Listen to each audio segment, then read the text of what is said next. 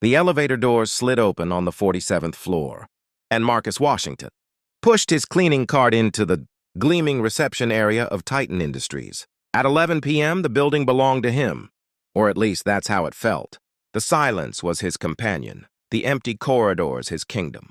For 15 years, he'd mopped these marble floors, emptied these trash bins, and watched through tinted windows. As the city lights flickered like distant dreams he'd long stopped chasing, Marcus had learned to be invisible. In a world obsessed with titles and corner offices, janitors were ghosts, necessary but unseen.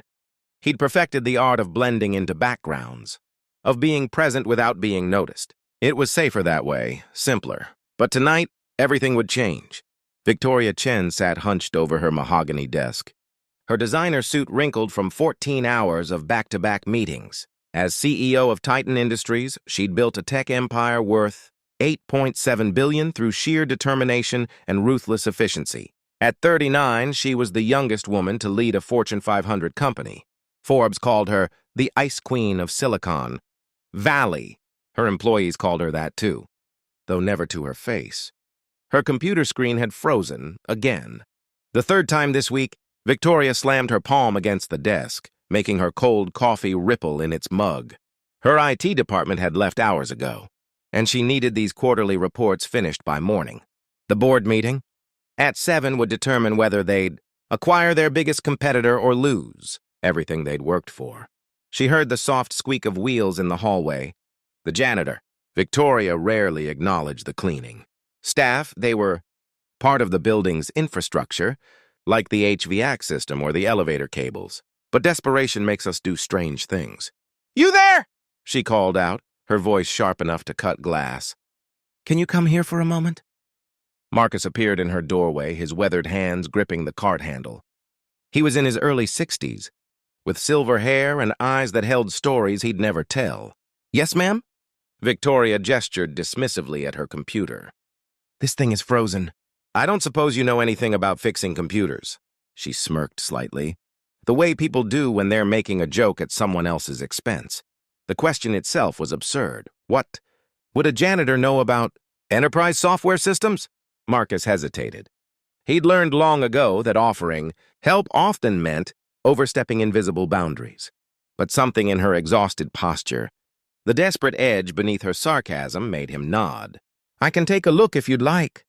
Victoria waved her hand impatiently, already regretting the interaction. She stood and moved to the window, checking her phone while he approached her desk. Marcus studied the screen for 30 seconds, then began typing with surprising speed. His fingers moved across the keyboard with practiced precision. Command prompts, system diagnostics, registry edits. Within 3 minutes, the frozen screen flickered back to life. But he didn't stop there. He pulled a small USB drive from his pocket, the one containing tools he'd accumulated over decades, and ran a series of optimization protocols. The computer, which had been sluggish for months, suddenly hummed with renewed efficiency. Victoria turned around just as Marcus stepped back. Her jaw literally dropped. How did you?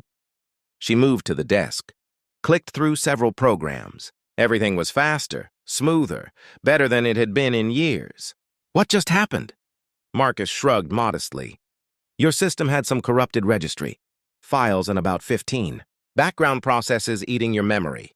I cleaned it up. Should run better now?" Victoria sat down slowly, her mind reeling. "You're a janitor." "Yes, ma'am." There was no defensiveness in his voice, no shame. Just simple acknowledgement.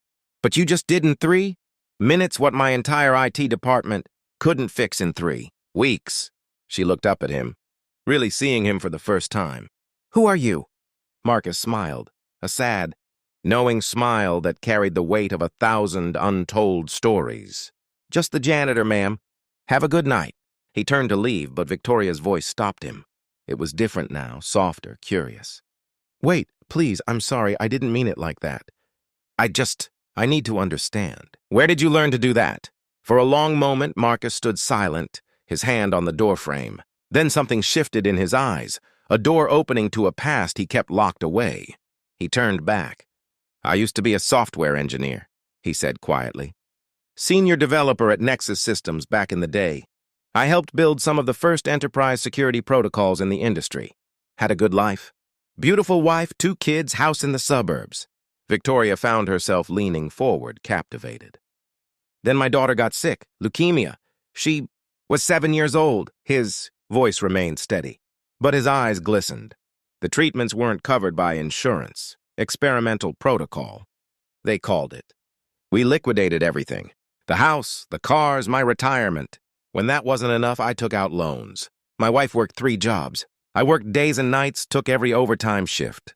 But it still wasn't enough. The silence in the office was profound. I made a choice, Marcus continued. I started taking freelance jobs under the table to avoid taxes, to keep every penny for her treatment.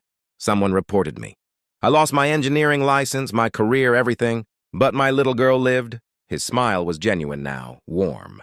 She's 32 now, doctor in pediatric oncology, helps kids like she was. Victoria's hand had moved to her mouth. Her eyes, which employees swore were incapable of tears, were swimming. After everything fell apart, nobody would hire me in tech. Background checks, so I became invisible. Janitor jobs don't ask too many questions. And honestly, he looked around the office. There's dignity in this work. I keep things clean, keep things running. I'm still helping people, just differently. But you're brilliant, Victoria whispered. You could be what? A CEO like you? Marcus's tone wasn't bitter, just realistic. Life doesn't always care what we could be, ma'am. Sometimes it only cares about what we must do. I did what I had to do. No regrets. Victoria stood abruptly, her mind racing. She'd built an empire on seeing opportunities others missed, on recognizing value where others saw none. And here, right under her nose for who knows how long, was a man whose intelligence and skill were wasted pushing a mop. What if I could give you your career back? The words tumbled out before she'd fully formed the thought. What if you could work in tech again? Marcus shook his head gently. That's kind of you, but I'm not being kind, Victoria interrupted, her CEO voice returning. I'm being smart. I need someone who understands systems from the ground up, who's seen every level of this building, who knows what real sacrifice looks like. I'm creating a new position, Director of Operational Excellence. You'd oversee the intersection of our IT infrastructure and human systems. Salary, $200,000 to start. Marcus stared at her like she'd spoken in a foreign language. But more than that, Victoria continued, her voice cracking slightly. I need someone to remind me why we do this, why we build companies and chase success. I've been so busy climbing that I forgot. There are people like you, people with real brilliance, real courage right in front of me. A tear finally escaped, rolling down her cheek. You fixed my computer as a courtesy, but what you really fixed was my perspective. Marcus's eyes welled up. Ma'am, it's Victoria. Just Victoria. She extended her hand. And I'm asking, not as a CEO making a joke, but as a person who just learned a profound lesson. Will you help me build something better here? A company that sees people? All people? Marcus took her hand, his calloused palm meeting her manicured fingers. 2 worlds colliding, 2 stories intertwining. Yes, he whispered. I think I'd like that. 3 months later, Marcus Washington sat in a glass-walled office on the 47th floor, revolutionizing how Titan Industries operated. But more importantly, Victoria had instituted a new program. Every executive spent 1 week annually working, alongside the building's service. Staff, janitors, security, cafeteria workers. The company culture transformed.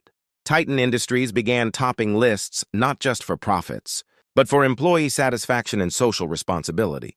And every night at 11, even though he no longer had to, Marcus still walked the 47th floor. Not to clean, but to remember. To remember that our circumstances don't define our worth.